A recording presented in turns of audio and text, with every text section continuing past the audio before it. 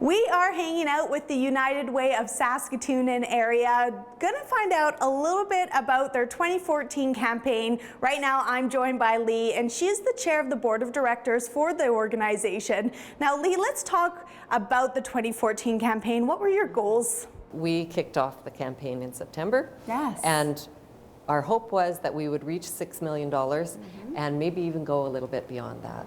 Fabulous. Now, of course, we do know that you raised about $6.3 million, so that's amazing. That's so impressive. So what goes into raising an amount like that? It's a huge undertaking. It Yes. starts, every year we start from zero, so we need to get from zero to $6 million in a matter of just a few months. It takes a whole lot of volunteers working together, a lot of supporters, all pitching in, working hard to get us to that $6 million and beyond goal. Fantastic. Volunteers a huge part of that, including yourself. The board is completely volunteer-based. That's right. Yes. So why do you volunteer your time with the United Way? Well, because I live in this community, and this community is really important to me. Yeah. And I know that even though we're really prospering as a community right now, there are people in Saskatoon and area who aren't sharing in that prosperity. And I think it's really important for all of us to try to build a community that's great for everybody to live in.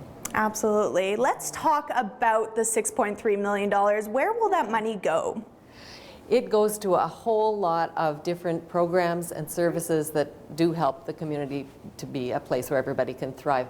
So we really focus on three particular focus areas. So moving people from poverty to possibility. Love so it. Something like the Plan to End Homelessness, where we're helping people who are in huge need, have a really complex set of issues in front of them. Yep.